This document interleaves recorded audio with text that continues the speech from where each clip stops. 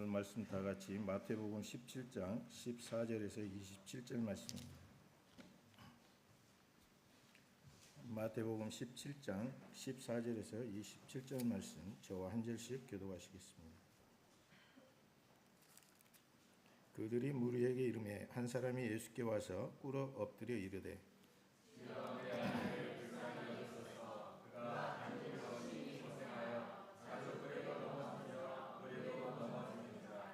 내가 주의 제자들에게 데리고 왔으나 능히 고치지 못하더이다.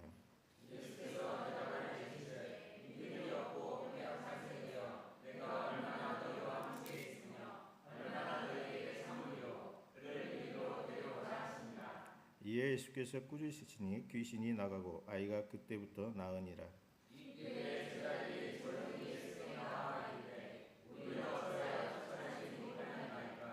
이르시되 너희 믿음이 작은 까닭이니라. 진실로 너희에게 이르노니 만일 너희에게 믿음이 겨자씨 한 알만큼만 있어도 이 산을 명하여 여기서 저기로 옮겨지라 하면 옮겨질 것이요 또 너희가 못할 것이 없으리라.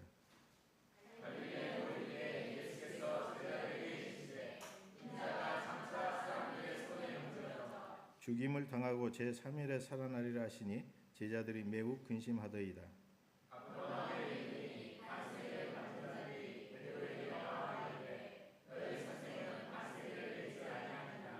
이르되 내신다 하고 집에 들어가니 예수께서 먼저 이르시되 시몬아 내 생각은 어떠하냐? 세상 임금들이 누구에게 관세와 국세를 받느냐? 자기 아들에게냐 타인에게냐?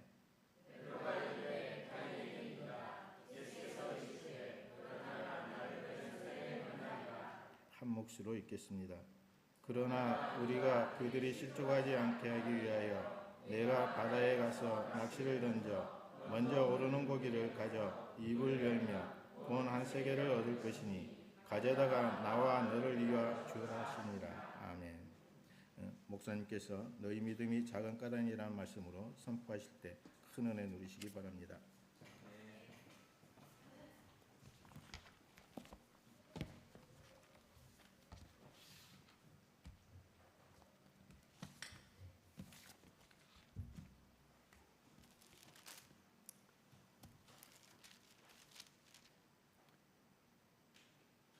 사랑의 아버지 하나님 감사합니다.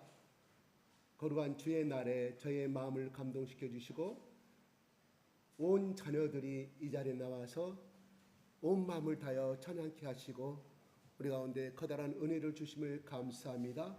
찬양을 통하여 사랑의 하나님, 사랑의 예수님, 위로해 주시는 예수님, 목자 되신 예수님을 가르쳐 주심을 감사합니다.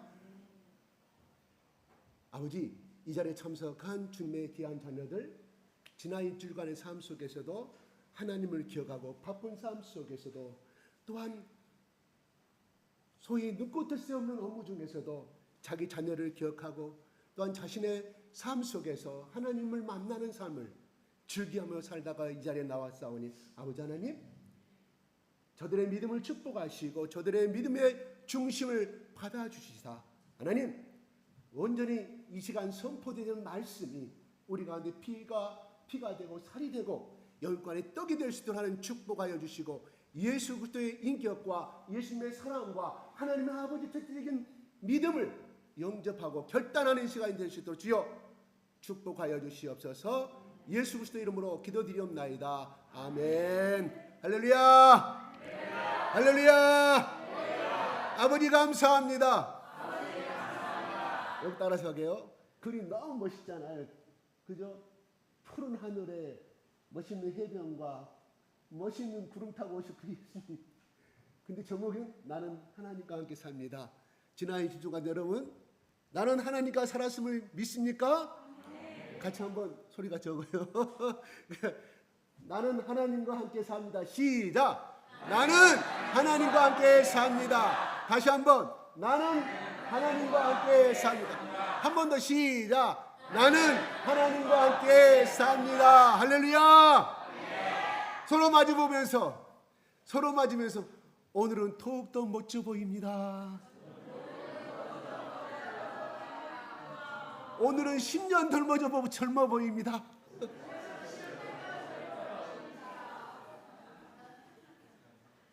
당신을 볼 때마다 시작. 당신을 볼 때마다 내 마음이 너무 기뻐요. 다음 주에도 보여주세요. 민기는 안 했어. 한 사람 민기 안 하네.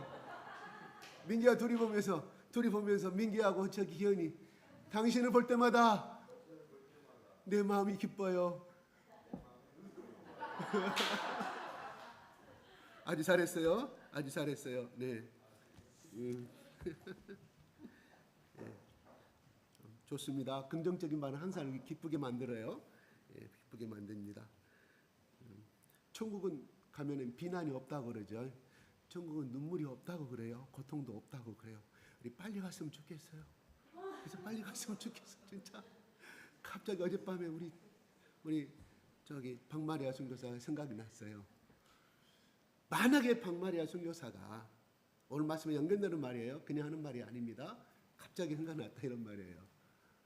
만약에 미국 시민권을 갖고 있는 미국 국적을 가진 사람이었다고 하면 인도네시아 정부가 함부로 건드렸을까요? 3일 동안 자만적으로 그렇게 고문을 시킬 수 있었을까요? 그죠? 그때마다 한국의 힘이 물론 지금도 많이 컸지만 그때만 해도 부족하고 힘이 없었기 때문에 잡아가지고 외국인은 그나마 그렇게 했어요. 만약에 박마리아 선교사께서 그렇게 죽으셨다. 미국 국적을 가지고 미국 대사관에서 가만히 안 놔두겠죠. 그죠? 그잖아요. 북한에 잡혀가니까 클린턴 대통령이 데리고 왔잖아요. 그죠? 막강한 우리 국민 함부로 건들지 말라는 것이죠. 그런 안타까움이 있지만 만약에 한국 대사관도 그거 알았겠죠. 한국 영사관이 활동을 안 합니다. 제가 체험한 세계예요. 중국 가서 이야기하면 그냥 당신이 써놓은 당신이 쓴 내용 가지고 거기에 애교부에다가 이렇게 해주십시오. 그 경찰청가 이렇게 해주십시오 하는 탄원서만 넣지 아무 간섭을 할 수가 없다고. 그 말은 맞는데 일을 안 해요. 중국 교민들의 그런 온성을 참 많이 들었는데 그렇습니다. 근데 하나님은 마리아 선교사에게 그런 방법으로 그들에게 항의하기를 원하지 않으셨습니다. 그죠? 예수님도 십자가에 죽으실 때 하나님께서 나타나셔가지고 대제사장을 밤에 혼내고 꿈으로 나타난 사자를 보내셔가지고 왜 죽이려고 하느냐고, 죽기 전에 네 음모를 회개하라고 말씀하실 수 있잖아요. 하나님의 뜻이었다 이런 말이에요. 하나님의 뜻. 우리 마리아 선교사님이 그 땅에서 순교하고 생명을 바치는 것은 하나님이 뜻이었다. 그래서 하나님의 미라이 썩으니 오늘 인도네시아의 수많은 각 교회가 각 집에서 믿음의 구원의 역사가 일어난 것을 바라보게 됩니다. 예, 우리는 뭐예요? 인간의 방법을 쓰지 않는 것, 하나님 뜻을 따라가는 것. 그게 가장 정직한 방법이에요. 우리는 법에다가 허수하기도 해요. 때로는 해야 되겠죠. 억울해 있을 때는. 그러나 하나님의 의를 위하여 권하는 법에다 허수할 필요가 없습니다. 왜요? 하나님이 갚아주시기 때문에. 하나님 나의 주님이 되시기 때문에. 나는 하나님과 함께 살기 때문에. 우리는 손해보면서 살아가는 거예요. 손해보면서 살아가는 사람은 하나님이 반드시 그 인생을 보상해 주십니다. 아멘. 이건 깨달은 사람만이 알 수 있어요. 깨달았다는 것은 뭐예요? 복이 임했다는 것입니다. 손해보면서.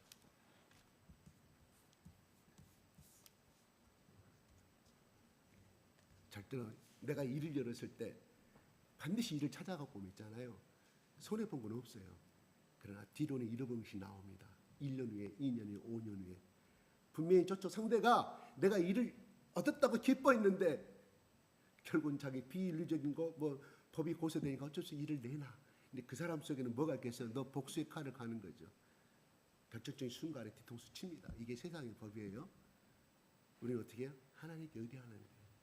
하나님께 맡기는 거. 만약에 마리아 선교사님이 그렇게 죽지 아니했다고 하면 인도네시아에 그 역사가 일어날 수 있을까요? 저는 안 일어났다고 봐요. 그래서 하나님의 미랄이 썩으면, 그죠? 썩지 않으면 그대로 있고 썩으면 많은 열매를 맺는다는 것을 우리 실생활에 한번 적용 한번 시켜보세요. 어떤 행자가 저한테 이렇게 말했어요. 교회 가자. 너 예수를 믿어야 된다. 동생아 너를 사랑해. 그런 고백을 말해본 적이 없어요. 예수님이 사랑이 들어가니까 내가 어쨌든 동생한테 예수님의 이 구원의 증거를 하고 싶어서 했는데 밥도 열심히 사줘가면서 열심히 이야기 좀 해요. 커피 사줘가면서 이야기를 했어요. 동생이 다 듣고 있던 동생이 뭐라고 했을까요? 형, 왜 형인데 왜 나에게 그런 종교적인 자유를 나는 선택할 수도 있고 선택 안 할 수도 있는데 왜 나에게 그걸 강요하냐? 형이 나에게 내 인권에 내 자유에 대해서 내 권리인데 강요할 권리는 없잖아요. 형은 형이지만 나한테 앞으로 그런 말 하지 말라고. 이 말을 들으니 형은 어떻겠어요? 여러분 입장이라면 여러분 동생이 그렇게 했을 때 내가 물어봤어요. 근데 네 마음이 어때서? 확 패버리고 싶었다. 자기 진심이 무시당하기 때문에 그런 이야기 하게 돼. 하나님 방법은 그것이 아니다. 그게 예수님의 십자가 네가 고난에 동참하는 길이다. 네 상급이 크다. 하나님 그거 보고 계신다.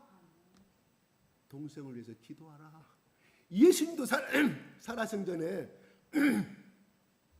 예수님의 설교를 믿고 따랐던 사람들이 보면 안 따른 사람이 더 많았는데 하물며 우리 같은 사람이 한 번 전도했다고 해서 확 뒤집어지면 얼마나 좋겠느냐. 하나님 방법이 아니다. 예수님도 못했는데 네가 한 번에 전도하자마자 동생이 확 변했다면 너는 예수님보다 더 나은 사람이다. 그 뒤로는 기도하지 않는다. 아, 내가 전하면 다 예수 믿네. 내 교만과 의가 앞서게 되는 것이라고 제가 웃으면서 이야기를 했습니다. 예, 아무튼 안전한 것보다 낫죠. 그죠? 안전한 것보다는 아주 훌륭한 믿음이었습니다. 네. 오늘 말씀에 그들이 14절 한번 읽어볼까요? 시작.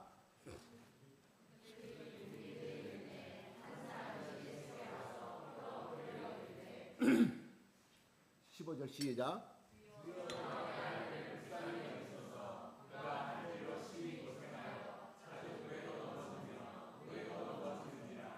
네. 지금 여기에 예수님이 지난주는 뭐예요? 변화산에서 헬몬산에서 엄청난 경험을 하고 내려올 때 이야기예요. 예수님과 예수님의 제자들이죠. 근데 이 사건을 보게 되면 그 변화산에서 그러한 황홀병 속에서 베드로가 완전히 체면에 취하고 있을 때 한타시아 경험을 하고 있을 때 밑에서는 귀신아 나가라. 막 물에도 빠져불고 불만 보면 막 간지를 일으키는 오늘날 내전병이라고 하죠. 여러 가지. 근데 이 아이가 몇 살인지는 모릅니다. 그런 나가라 안 나갈래 나갈래 싸움을 귀신아 나갈래 안 나갈래 누구? 9명의 제자들이 12명의 제자 중 9명만 산에 남았잖아요. 이 땅에 땅 밑에서 열심히 싸우고 있어. 근데 쫓아냈느냐? 오늘 말씀 보면 쫓아내지 못하고 완전히 전부 다 9명이 완전히 좌절과 실망 가운데 있었다 이런 말이에요. 그런 가운데 있었을 때 내려왔다. 그래서 고쳐달라고 말합니다. 주여 그들이 예수님과 예수님의 제자들이 그죠? 그다음에 한 사람은 누구예요?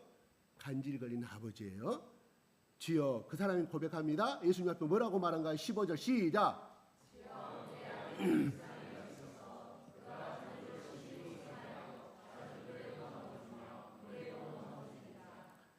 저도 이거 어릴 때 많이 봤어요.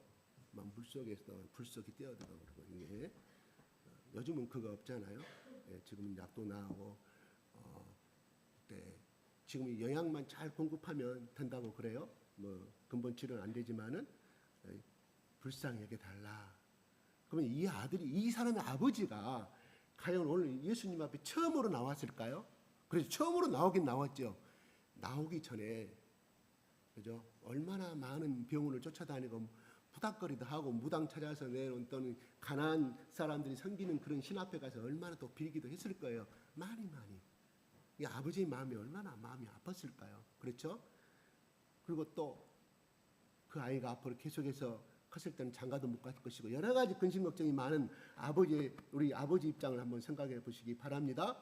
그러면서 뭐 불쌍히 여겨달라고 말합니다. 불쌍히 여겨달라. 왜냐? 이 간질로 해서 고생한다 아니면 심히 고생한다고 말합니다.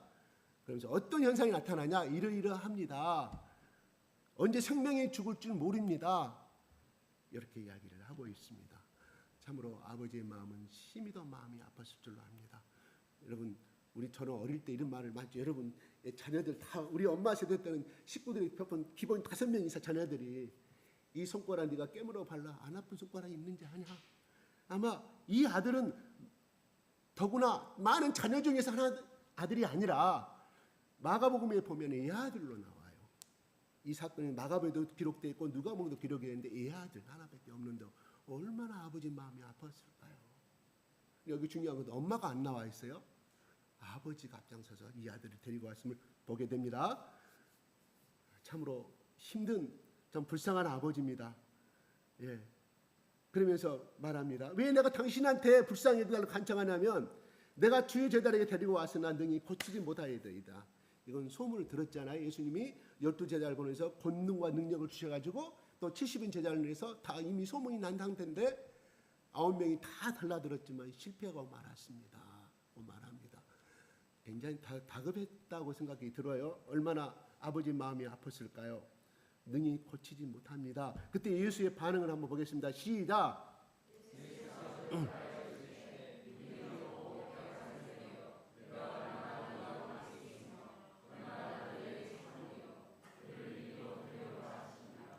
네. 예수님께서 직접 가시지 않았어요. 지금 저기 아마 장소는 좀 떨어졌는가 봐요. 데리고 오라고 말합니다. 예수님이 친히 가셔서 손을 잡은 경우도 있고요. 예수님이 오라고 하는 경우도 있습니다. 뭐를 의미할까요? 왜 데리고 오라고 말씀했을까요?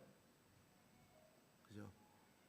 우리가 바로 스스로 긍정적으로 오는 사람과 피동적으로 마지못에 끌려온 사람은 믿음의 역사가 다르게 나타납니다. 오늘날 그렇게 많이 역사가 일어나 어떤 유명하신 목사님 지금 하늘로 소천하셨지만 그가 많은 하나님께 주신 능력을 가지고 은사를 가지고 가셔서 목사님 우리 아버지가 병원에 입원해 있는데 호동을 못하니 꼭 오셔서 안수기도 해주십시오.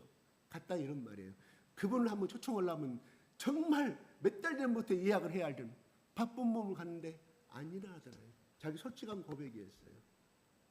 중요한 것은 아픈 몸인데 일어날 수가 없는데 걸어도 살 수도 힘이 없는 숟가락 하나 들 수 있는데 내가 이 교회가 저 목사님한테 안수 받으면은 내가 낫겠다는 사람은 능력이 일어나더라는 거예요. 빠른 시간 내에. 그런데 당신 나 와서 고쳐주려면 고쳐주고 말라면 마시오 하는 역사가 안 일어나더라는 거예요. 그분의 솔직한 고백이었습니다. 예. 그러니까 그 말이 뭔 말인가 하니 소땅 이제 밥을 때울 때 장작불을 먼저 태우잖아요. 불이 떼어져야 그 다음에 그 물이 100도가 되고 90도가 100도가 되고 수증기가 올라가 솥단지에 물이 맺히잖아요. 그렇죠? 그죠? 그래야 그 물이 한 방울 떨어져서 쌀을 익히고 어떤 먹고자 하는 음식이 있는 것을 바라보게 되는 것처럼 먼저 자신에 대한 강렬한 믿음의 이 불길이 열정이 있어야만이 그게 손바닥에 하나님의 능력과 본인의 간절한 열정의 강구가 부딪혀 스파크가 일어나서 성령의 불의 역사가 나타난다 이런 말이에요. 냉랭한데 불도 떼지 않았는데 어떻게 그 밥이 되겠습니까? 물이 끓을 수가 있냐를 본인 자신에게 열정적인 것이 있어야 하나님께서 스파크를 일으킨다 이런 말이에요. 아멘. 그분의 살아선전에 쓴 책에 제가 읽었던 내용입니다. 그래서 말합니다. 그러면서 예수님의 대답은 믿음이 없고 패간 세대여 내가 얼마나 너희와 함께 있으면 얼마나 더이게 참으리요 그를 이리 데려오라고 말합니다. 믿음이 첫째로 믿음이 없다고 말합니다. 제자들에게 하는 말이죠. 두 번째 패어간 세대란 말은 뭐냐면 부패한 세대, 부어버린 세대, 제약된 세대를 말합니다. 이것은 그 시대를 향해서 말한 것도 있지만 아담과 이브의 불순종에서 시작된 제약된 세대를 지금까지 제약된 세대를 이야기하는 거예요. 그러니까 진리를 거부하는 세대, 예수님이 하나님의 아들로 왔지만 그를 거부하는 세대를 향해서 패간 세대라고 말씀하는 거예요. 마음이 폐역하였다, 썩어버렸다, 부패해버렸다 이런 말. 그렇죠? 내가 얼마나 너희와 함께 있으며 내가 그동안 너희들에게 믿음의 훈련을 주고 은사도 줘서 임파테이션 전이시켜서 그렇게 했건만 너희들은 이 아이 하나 쫓아내지 못하느냐 하는 책망이 좀 들어있어요. 예수님이. 그러면서 왜? 예수님 곧 있으면 예루살렘에 올라가서 십자가에 죽어야 되기 때문에 이들을 강건한 이 특공대의 영적인 십자가의 군사로 만들어서 어느 정도 닦고 놓은 다음에 자기가 승천해야 되는데 내가 마음은 바빠 죽겠는데 너희들 어찌하여 이렇게 질질 끌려가느냐는 그들을 향한 믿음이 없는 것에 대한 타담을 우리는 나무람을 바라보게 됩니다. 얼마나 너에게 참으려 그를 이리로 데려오라고 말하고 그러면서 아버지가 데려왔겠죠. 그죠? 아버지가 그랬을 때 예수님이 꾸짖습니다. 시작.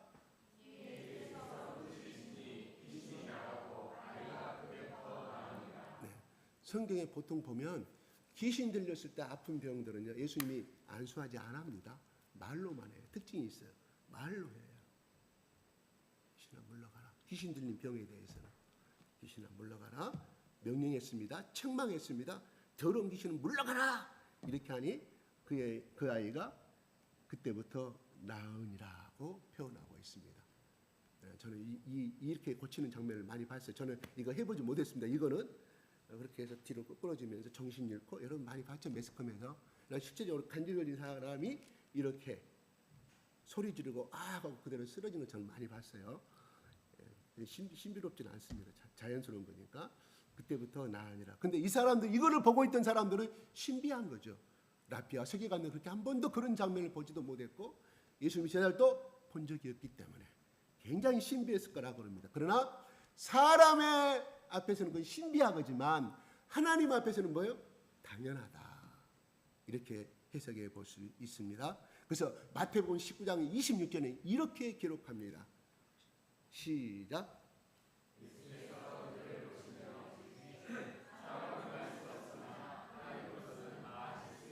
예, 사람은 할 수가 하나님은 할 수가 있다. 근데 우리는 뭐예요? 지금까지 사람의 지혜와 사람의 의술과 사람의 철학과 사람의 심리학과 사람의 상담학을 동원해 그 사람을 고쳐보려고 합니다. 어떤 병도 마찬가지입니다. 그러나 하나님 예수님 말씀하십니다.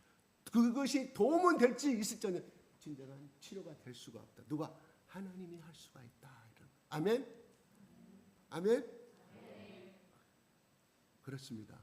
우리의 문제들이 그렇잖아요. 여러 가지가 문제가 있습니다. 풀리지 않는 문제, 재산의 문제, 물질의 문제, 건강의 문제, 자녀의 모든 문제. 그래요. 하나님 맞잖아요.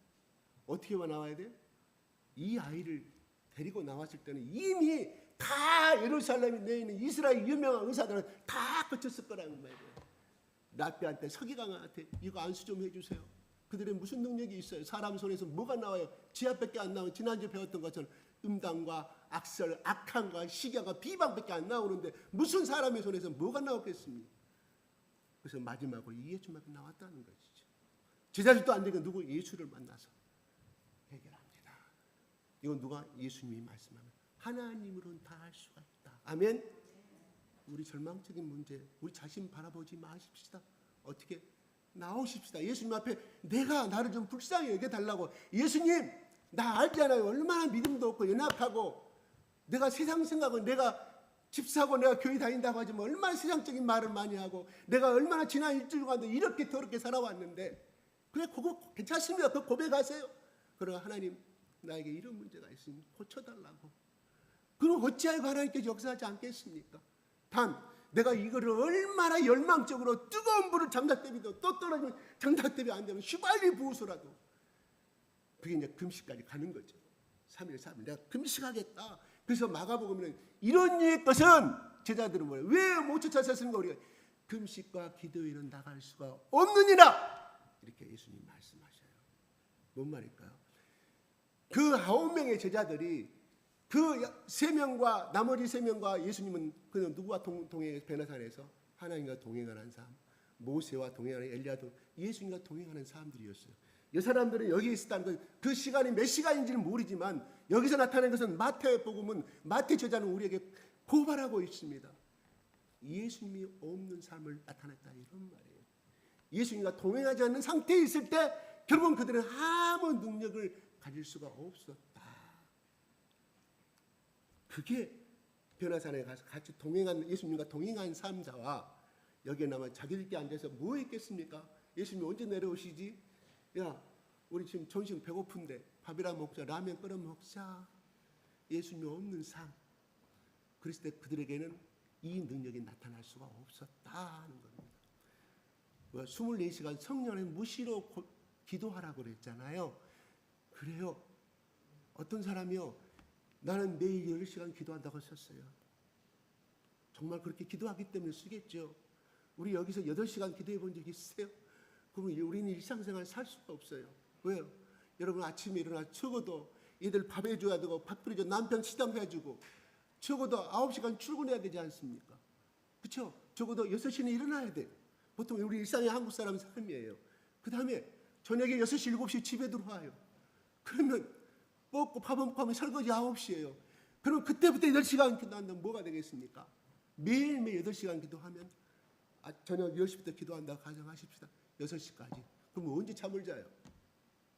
물론 그분이 목회자일 때는 가능하겠죠. 우리 일상의 삶에서는 그 적용될 수가 없습니다. 그러나 그분의 책에는 그렇게 기록이 되어 있더라고요. 왜? 목회자이기 때문에. 그럼 우리는 그러면 직업을 버려야 됩니까? 아니잖아요. 우리 지금 노동은 신성한 것을 생각하지 않는다는 데 문제가 있다 이런 말이에요. 내 직장에서 일하는 건 비성서적이라고 생각합니다. 비신선적이라고 아니옵시다. 베드로가 바울이 성령 안에서 무시로 기도하란 말은 24시간 기도하란 말은 일상에 밥을 먹으면서 쌀을 치우면서 밥을 좀 반찬을 만들고 하나님 말씀을 묵상하고 내가 컴퓨터 앞에 앉아서 하나님 말씀을 묵상해가 그 자체가 기도라 이런 말이에요. 신령하게. 그래요. 여러분들 만약에 일주일간 다 직장 휴가 내고 우리 기도 가서 합시다. 8시간 이상 더 할 수 있겠죠. 직장 내려치우고. 일반인들은 맞지 아니합니다. 그러면 성령 안에서 무시를 기도하란 말은 일상의 삶 속에서 내가 말씀으로 외우고 묵상하고 어떤 일을 하면서도 걸레질하면서도 말씀을 외우고 하나님 나를 불쌍히 해주십시오. 오늘 우리 아들 직장에서 근무하고 있는데 안 다치게 해주시옵소서. 이게 기도라니까요. 일상생활 또 업무를 보면서도 마찬가지. 하나님 내가 지금 이 직장에서 일하고 있는데 하나님 나에게 지혜를 주시고 틀리지 않게 하시고 이 프로젝트가 잘되게 해주시옵소서. 이 보고서가 그들의 눈에 들어서 100% 합격이 될 수 있도록 기도. 이게 기도라니까요. 그 일이 노동하고 틀리게 생각. 이게 이분법적인 생각이거든요. 아니옵시다. 여러분들이 하는 일이 또 학교의 교사는 가르치면서 하나님 저 아이들이 나의 행동과 은행을 통해서 예수님을 만나게 해주시옵소서. 이게 기도입니다. 그러므로 노동은 신성한 것이라 이런 말입니다. 만약에 그 노동이 비신성한 것이라고 했다면 이스라엘 백성들이 제사장 나라 삼고 제사장 백성 삼기도 원하셨잖아. 야 너희들 양 치지 마. ter판에 가서 보리 심지 마. 밀 심지 마. 내 예루살렘 성전에 다 예물을 가지고 와서 기도하라. 그렇게 해야 될 정상 아닙니까? 그렇죠? 하나님 그렇게 말씀하지 않으셨어요. 나의 일상의 삶이 예배라니까요. 그렇게 살아가는 사람 하나님께 복줄 수밖에 없다 이런 말입니다. 여러분 지난번 베드로전서 3장에 에봇을 입고 나와요. 제사장들이 입는 옷이에요. 자주색 옷입니다. 여러분 요셉이요. 우리 요셉 성공한 것만 이야기하는 거예요. 그걸 안 씁니다. 야곱이 그 아들에게 어미가 죽어버린 그 아들에게 요셉에게 무엇을 지어줘요? 제사장에 있는 에봇옷을 집어주잖아요. 가장 비싼 옷, 비단 옷, 색깔 있는 비싼 옷을 지어줘요. 그 말은 무엇을 의미하냐면 그 속에는 그런 옷을 입었다는 뜻이 아니라 그 속에 영적인 의미가 들렸어요. 뭐요? 요셉은 하나님이 주신 꿈을 먹고 살았다면 계속가야서 야곱을 통해서 야곱이 만난 하나님 어떻게 해서 내가 20년 동안 무슨 생활하면서 하나님께 나를 어떻게 인도하셨고 내가 베델동산에서 이렇게 하나님 천사가 나타나가지고 끝없이 끊임없이 야곱은 요셉은 그 말씀을 듣고 살았어요. 에봇이 입었다는 말씀을 묵상하고 살았다는 뜻이에요. 제사장 같은 삶을 살았다는 것이에요. 그래서 결국은 그 고난이 하나님의 뜻 안에서 살아가는 그 꿈을 하나님께 나를 사용해 주시는구나. 나는 택한 사람이니까 하나님을 거룩하게 살아야 한다는 그것이 누구의 형들에서 팔려갑니다. 그거 종류가 된 거 아니에요. 그 삶이 에봇옷을 입었다, 자주색 옷을 입었다는 것은 바로 그는 하나님과 동행하는 삶, 야곱을 통해서 성경을 볼지는 모르지만 야곱을 통해서 자기가 느끼는 그 하나님 여호와 하나님께서 그 하나님 이삭의 하나님이 어떤 사람인지 아니? 야 우리 증조 할아버지 아브라함의 하나님이 아브라함 어떤 사람인지 끊임없이 들었어. 그 치마폭에서 그게 복된 삶이었다. 그게 야곱이 요셉이 결국은 자기 형들을 만났을 때 고백하잖아요. 형들이여 걱정하지 마소서. 나를 이렇게 먼저 노예로 팔게 하시 하나님께 이때를 예비하나이다. 그때 또 요셉은 생각 왜? 거기서 호화로운 생활하면 다 잊어버려.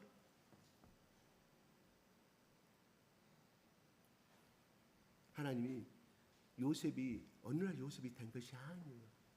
끊임없이 그는 자기 아버지가 물려주신 그 신앙의 말씀을 또 음미하고 살았다는 뜻입니다. 특별히 채색옷을 뺐다는 그 말만 가지고 와 요셉은 사랑을 엄청 많이 받고 자랑하는 거예요. 형님들 11단이 뭐라 보니까 어젯밤 형님 11단이 나이 다 고개 숙이다이다. 얼마나 빈정상하겠어요. 표현이 좀 그렇습니다. 얼마나 화가 나겠어요. 이 자식이 우리 형들을 날 무시하네. 그는 어떻게 보면 그게 전화위복의 삶이다. 그는 왜? 너무 기쁜 거예요. 하나님 나를 앞으로 위대한 인물로 하나님의 사람으로 나를 사용하게 된 그 기쁨을 못 이겨 그렇게 고백한 거예요. 어떤 순간 비전 하나 보고 그거 말할 수 있어요? 아니옵시다. 제사장처럼 야곱이 들려준 구두의 그 언약의 말씀들을 아브라함 하나님께 말씀 이삭의 하나님께 말씀하신 그 모습을 야곱을 통해서 끊임없이 말씀을 생각하고 살았다는 것을 그 채색옷에서 그게 증거를 해요. 은유적인 표현으로 히브리의 문법상 은유적인 표현으로 말씀해주고 있다. 이런 말입니다.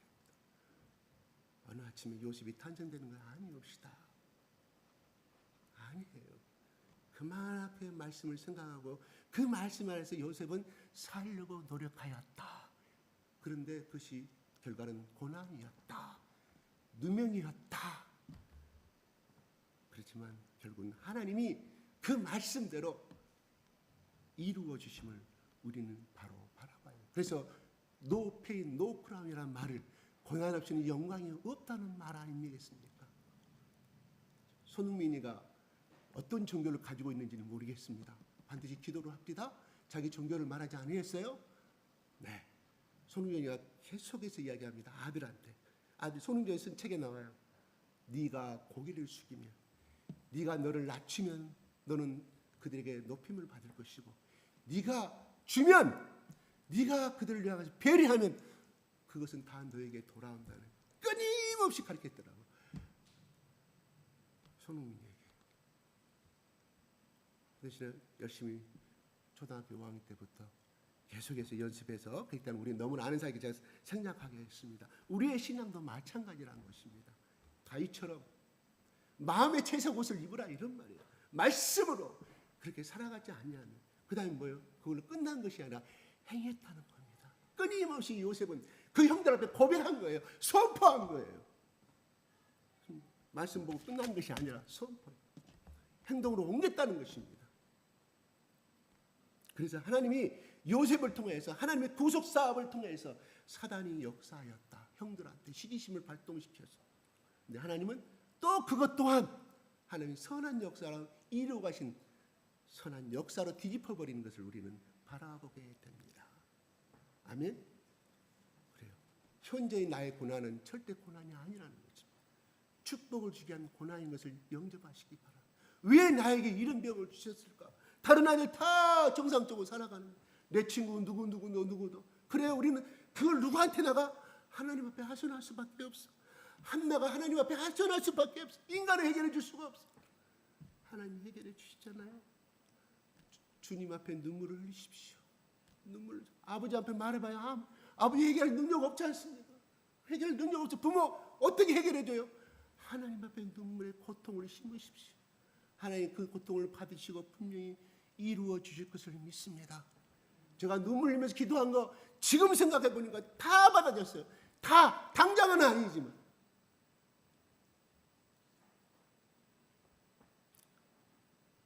그래서 말합니다. 예수님이 귀신을 쫓아내고 아이가 그때부터 나으니라고 말씀하시는 거예요. 이건 사도행전 3장에 베드로와 요한이 성전 비문에 기도하러 갔습니다. 어디로? 성전에 성전 통하는 그 미문이나 여러 가지 12개의 문인데 미문이라는 곳이 있었습니다. 거기가 누가 있었냐? 거기에 사도행전 3장에 보면은 한번 좀 올려주세요. 제가 쭉 아는 대로 말씀드릴게요. 보면서 얘기할게요. 3장. 제가 먼저 설명할게요. 할 때 사람들이 태어나면서 안진뱅이 된 자를 데리고 오더라. 뭐 하기 위해서? 구걸시키기 위해서. 그들의 친구였는지 아니면 그들의 친척이었는지 아니면 그들의 부모였는지 그의 또 친구들은 이웃집에 사는 사람 너무 불쌍한 동냥이라 해서 먹어라. 그래서 그날도 여지없이 기도하는 시간에 적어도 예루살렘에 기도하는 그 시간에 다닐 정도면 다 돈 있는 사람이 다녔대는. 그래야 네가 그냥 저 예루살렘 어떤 시내에서 앉는 것보다 여기가 명당짜리다. 뭐 동냥하는데 짭짤하다. 그 장소에 그날도 앉혀놓은 거라 이런 말이에요. 나오죠? 그러면 그 사람들은 얼마나 훌륭한 사람들이요. 자기들도 생각이 바쁜 사람들인데 매일 비가 오나 눈이 오나 계속 그 자리에 앉혔다가 또 해가 지면 그 사람을 뛰고 가야 되겠죠. 그래야만 그 사람 먹고 살 수 있기 때문에. 그들의 인간성이 얼마나 훌륭합니까? 만약에 여러분이 그렇게 하라고 하면 할 수 있는 사람 있을까요? 처음은 자기 의로 인해서 며칠을 해줄 수가 있겠죠. 야 오늘 너 간 날이야. 야 전화합니다 친구한테. 야 오늘 그 친구 있잖아 하기로 했는데 네가 좀 대신 좀 더 3시 6시에 나가주면 안 되겠니? 내가 네 타임이 언제지? 내일이야. 내가 해줄게. 벌써 인간의 한계는 오는 거예요. 굉장히 훌륭한 인격, 아무튼 간에 굉장히 훌륭한 인격자들입니다. 그런데 그들에게 베드로와 요한이 나를 보라 그랬을 때 그 거지가 뭐를 바랐을까요? 혹시 도움을 줄까 바라보고 늘 그렇게 나와요. 그죠? 그러면서 네가 나에게 금과 은을 지금 너희가 원하는구나. 네 눈빛을 보니 나는 너에게 그런 자산이 없다. 내가 나사렛 예수 그리스도 이름으로 일어나 걸으라고 하시면서 그 두 번째 뭐예요? 오른손을 잡아 일으키시니 그가 뛰며 찬미하더라. 성전 안에 들어가 춤을 추고 난리가 난 거예요. 여기까지 나오게 됩니다. 자, 여기서 한번 분석 한번 하겠습니다. 저 문장을 그대로 두고 저걸 매일 365일 인간의 휴머니즘 국률이 이렇게 불쌍해서 먹고 살라고 매일매일 그걸 갖다 준 사람과 그걸 단숨에 예수 그리스도 이름으로 일으킨 사람, 누가 더 착한 사람입니까? 착한 행위를 따지면 그 사람들이에요. 그렇죠? 바로 여기서 잠깐 하는 것은 말을 외치고 일어나 걸어라 힘을 얻고 결국 그 시간이 1분 내지 2분밖에 되지 않겠어요. 상을 준다면 누구를 상을 줘요? 배천장? 교장 선생님이 했다고 하면 요 사람들 비가 오나 상이 오나 끊임없이 도와준 사람, 우리 행위도 그렇게 돼야 되겠죠. 그러나 하나님 편에서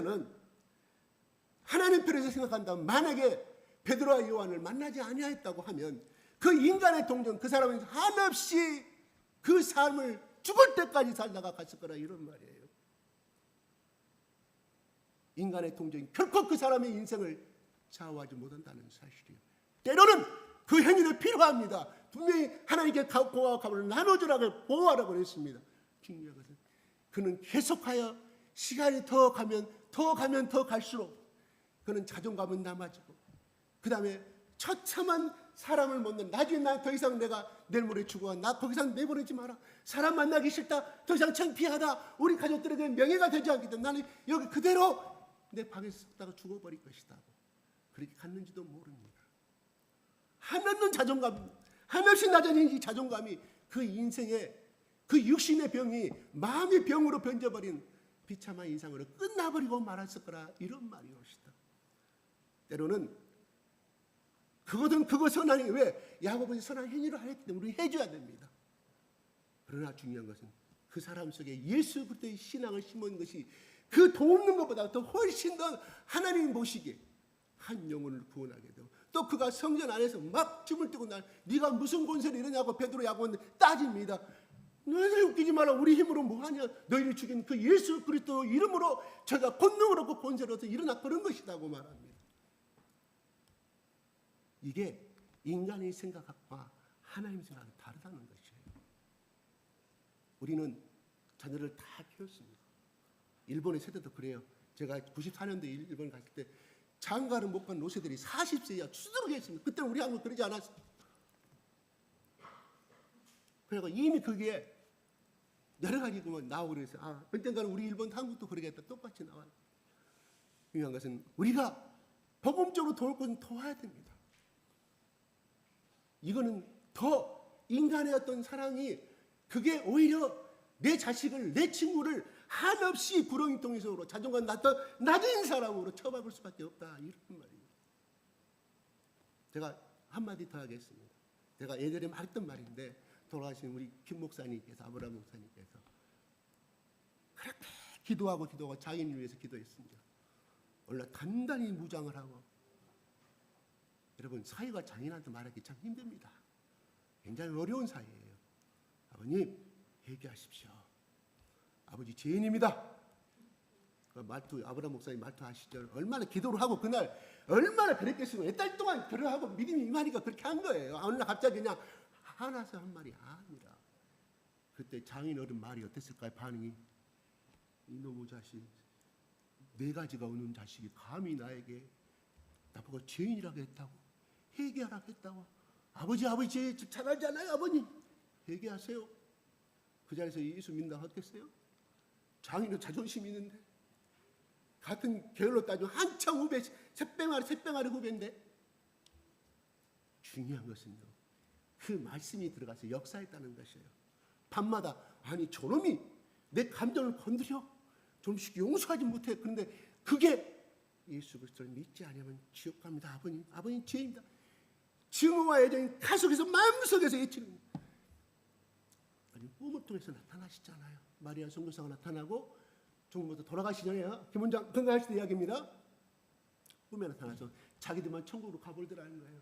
자기는 놔두고. 그래서 꿈에서 엄청 울다 깨났는데, 하필이면 그날 제가 제 아들과 우리 아내랑 거기 아버님 거기 계시 병동 사시다 갔더니 울면서 이야기하는, 꿈속에 나타나니 이놈들이 정의하고 종무기가 나를 놔두고 가버렸다고, 지하에다 놔둘라는 가버렸다고, 또 울면서 지기들만 왔다고. 마리아 선교사가 그랬더니 아버지도 예수 믿으면 천국 올 수가 있다고.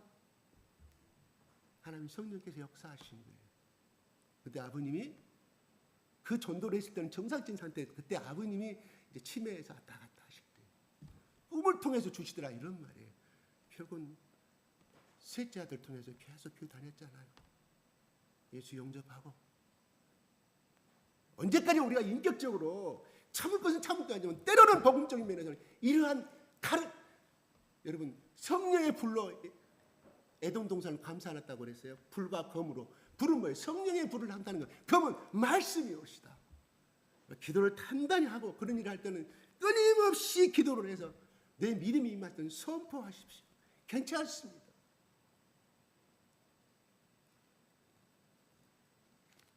내 친구한테도 제일 담아서 그랬잖아. 너 자식, 너 지옥 가. 넌 마귀 자식이야. 왜? 네 속에 예수의 영이 있기 때문에 넌 마귀 영이야.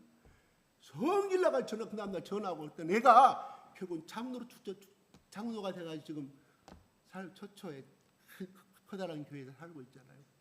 복 받고. 때로는 이것이 필요합니다.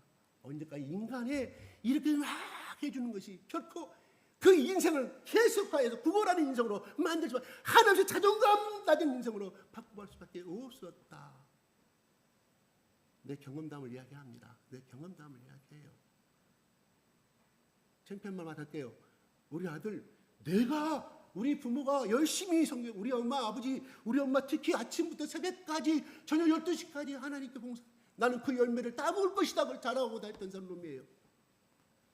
당연하게 교인들한테 저 격려해 계시고, 저걸 언젠가 내가 가르쳐 줘야 되는데, 하나님 저것은 아닙니다. 하나님 자기 노력은 최대한 했고, 그때 부모가 남긴 재산을 뭐 상속받는다면 괜찮은데 부모 재산 내 거 되는 거 당연하다고, 나는 열매를 따면 뭔 잘못이냐고 그렇게 해주고 다니는 사람이에요.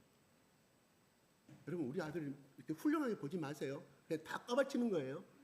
예, 절대 여러분 높은 보지 말라 이런 말이에요. 그런데 하나님이 우리 기도를 받으셔. 누구를 통해서?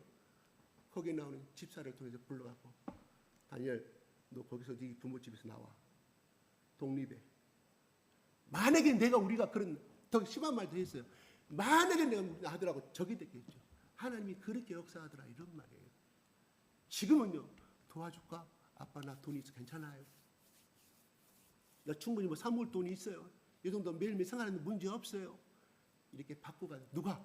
내 기도를 받으시고 그 믿음의 주위의 사람들 통해서 충고를. 나는 왜 저런 말을 할까? 안 했으면 우리가 상처가. 근데 중요한 것은 전국을 찔러버리니까 나중에는 심오하게 있다 결국 그를 받아들이게 때가 되니까. 그게 역사야니까. 이거 우리가 참 필요한 말씀. 친구 간에도 마찬가지입니다. 기도 많이 하시고 무조건 이렇게 옹양을 하지 마십시오. 믿음이 임했을 때 선포하세요. 괜찮습니다. 만약에 아브라함 목자가 살아생전에 우리 장인한테 그 말 안 했으면 믿음 없이 죽을 수도 있었잖아요. 사이로서 욕을 얻어먹을 자격을 하고 예수님도 이 고난 받겠다 생각하고 전도한 거예요. 도전한 겁니다. 감히 영적인 스승이잖아요. 적어도 의술의 스승이었잖아요. 감히 그런 말 못하잖아요. 도전했어요. 우리 장인 장모 모시는 우리 사위들 잘 결단하시고 누가 딸은 구원 못할 수가 있어요. 이렇게 아브라함 목자처럼 기도해서 도전하십시오. 괜찮습니다. 왜? 그 욕은 내 욕이 돼. 내 상급이 되니까. 나를 위하여 고난을 받는 자는 욕을 받는 자는 하늘의 상급이 되리라. 아멘. 누가 해요? 사람으로 할 수도 없지만 하나님께서 하신다 이런 말이에요. 그렇게 했을 때 뛰고 서서 걷고 그들과 성전을 들어가면서 걷기도 하고 뛰기도 하면 하나님의 자녀가 되었음을 이야기하는 거예요. 아멘. 그때 우리 앞에서 죽었던 골고다 언덕의 십자가 그 예수님은 하나님의 아들이었구나. 그걸 영접했다는 사실이에요. 병을 낫았다는 것이 중요한 것이 아니라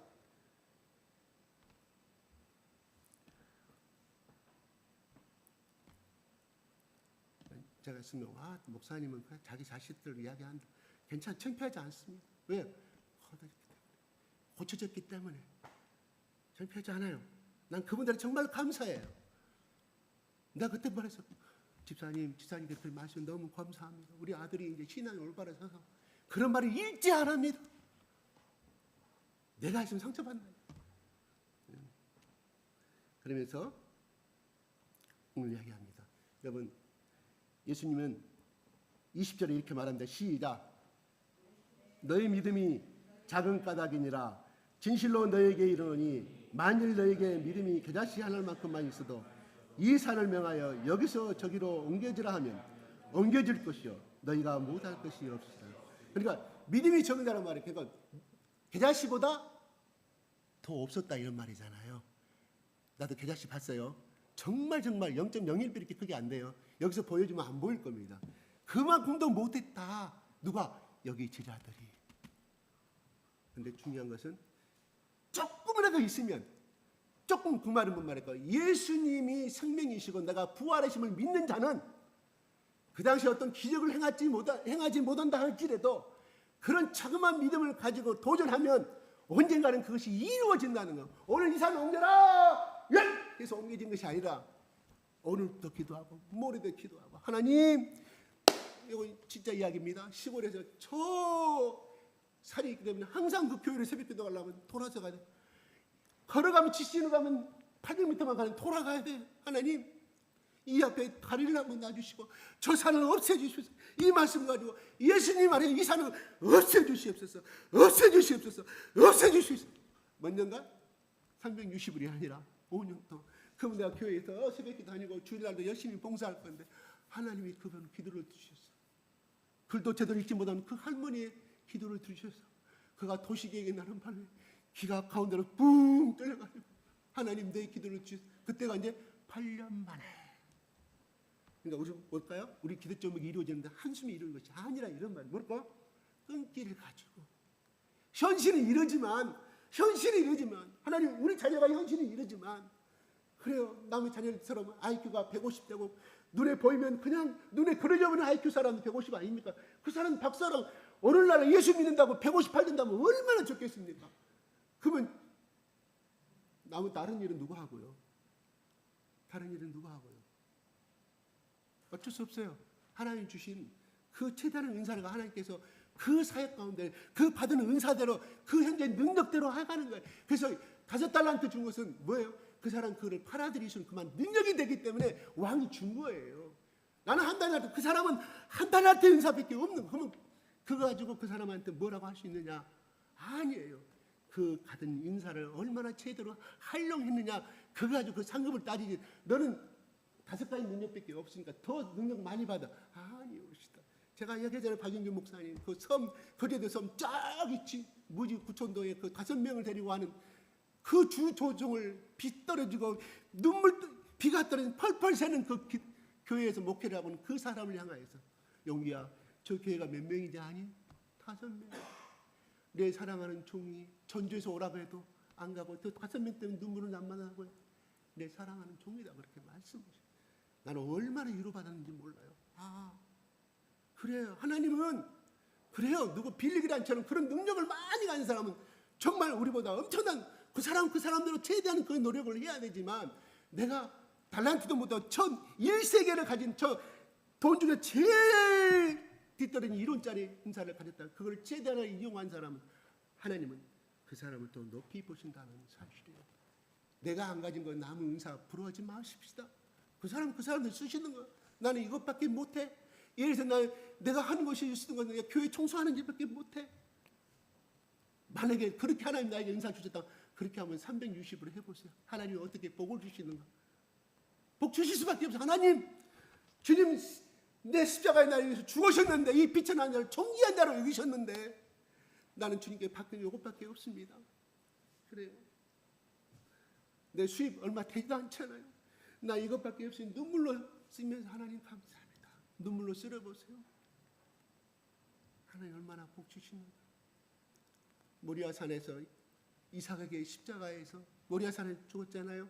근데 히브리서에는 그렇게 말합니다.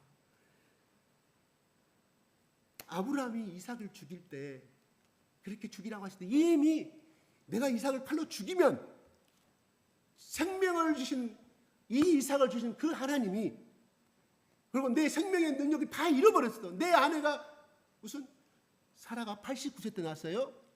아브라함 나이가 99세 잉태돼가지고 100세 낳았잖아요. 이미 생수의 모든 생명이 그는 끊어져 버렸는데, 낙태한 인간으로서는 다 끝나버린 생명인데, 죽음에서 누구를 줬어요? 이삭을 줬어요.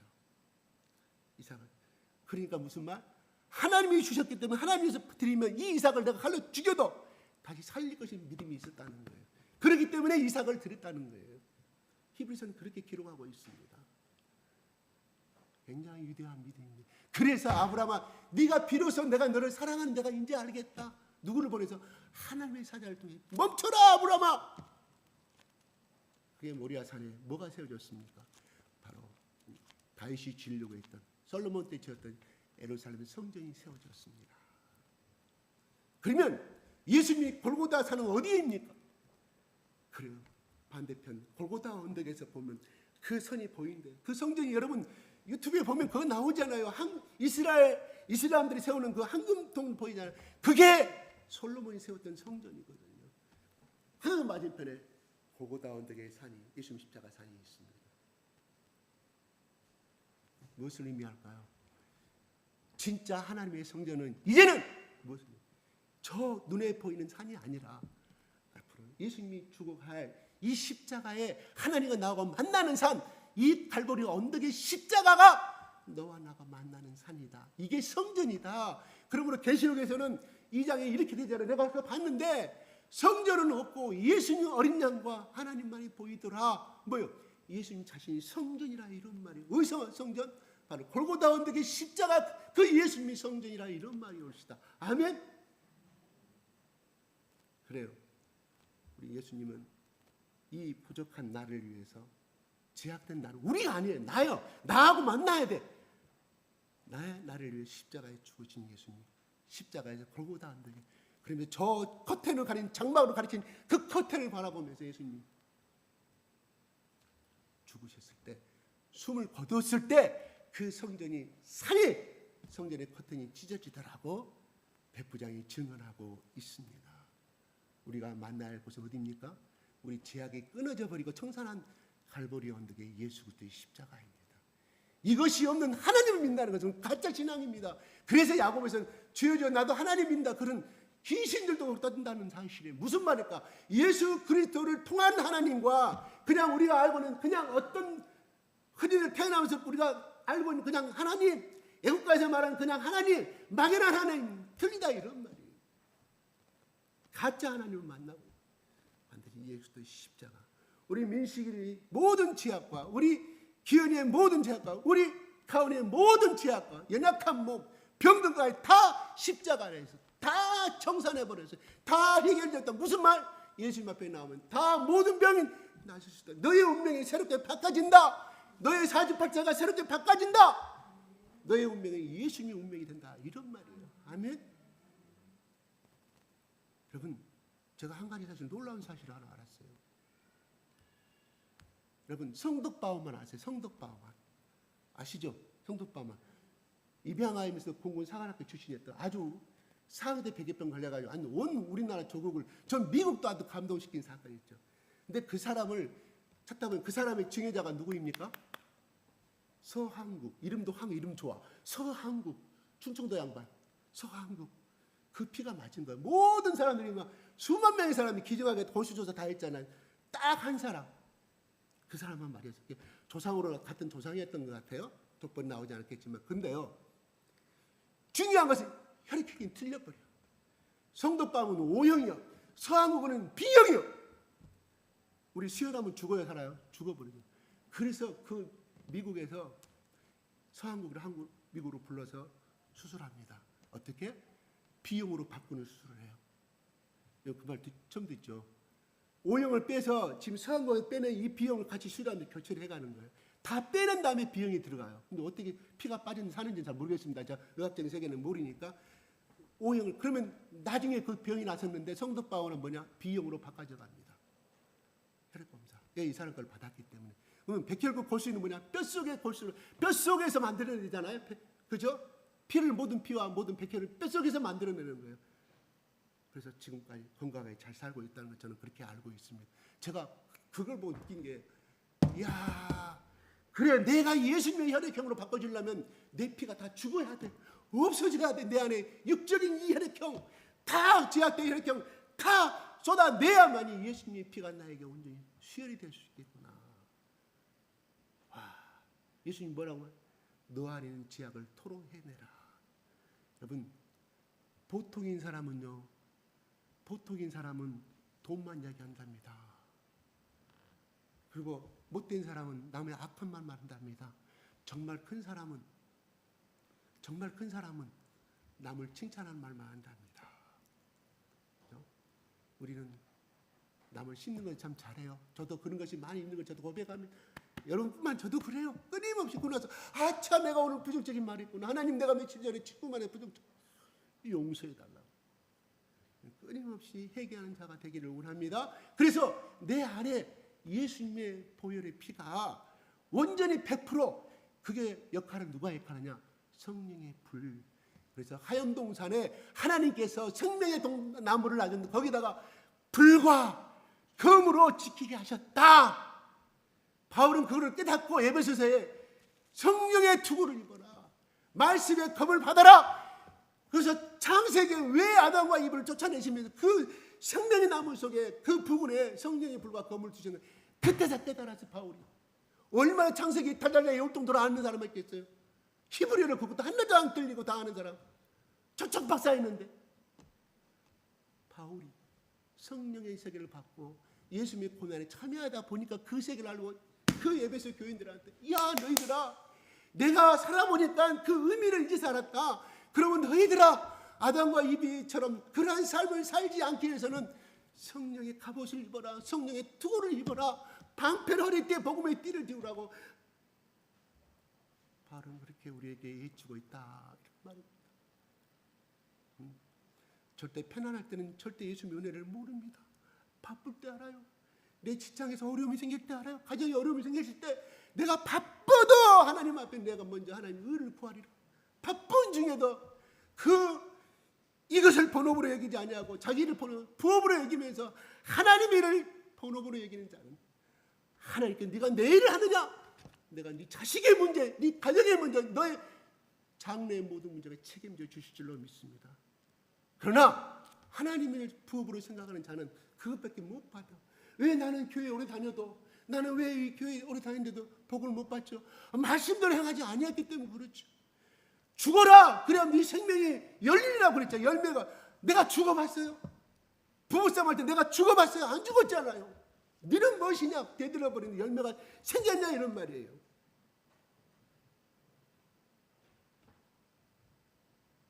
베드로전서 3장에 남편들아, 너희 안에 3장 7절에 남편들아, 너희 아내를 연약한 자를 네가 품으라 나오라. 아직도 우리에는 저에게도 그것이 있습니다. 이게 유기적인 것이 있어 제 아내를 가끔 아플 때가 많이 있습니다. 중요한 건 전번 내가 말했잖아요. 부부가 내가 중국에 있을 때 부부가 나는 이 남편 때문에 못 살겠다고. 왜? 뭐든지 어머니 너희 어머니다. 나를 낳아주신 나의 어머니 너는 뭐하냐? 이 집의 며느리 아니냐고. 끊임없이 강조해. 나 같이 못 살겠다고. 나 예수 믿기 때문에 내가 지금까지 이혼하지 않고 있는데 내가 어찌하면 나 이혼하고 싶다고. 이제는 도저히 못 살겠다고. 제가 그 남편한테 그랬다고 했잖아요. 당신 며느리가 시집 와가지고 당신 부인이 시집 와가지고 당신 어머니 생일을 안 챙겨줬어요. 당신 아버지 생일을 안 챙겨줬어요. 거꾸로. 그러면 당신 부인이 이렇게 했는데 당신은 당신 아버지 어머니로 해서 이 며느리가 한 만큼 이 장인 장모를 줘서 해준 적이 있어요? 한두 번이 있습니다. 언밸런스네. 성경에서 부모라고 그랬잖아요. 부모는 다시 한번 되새깁니다. 부모는 나의 장인 장모도 다 부모입니다. 왜요? 부부는 한 몸이기 때문에 시부모를 나타내는 것이 아니라 성장할 때 나의 부모도 나타내고 시집 가서는 한 몸이라고 그랬잖아요. 그럼 뭐요? 나의 장모도 나의 장인도 나의 부모라 이런 말이에요.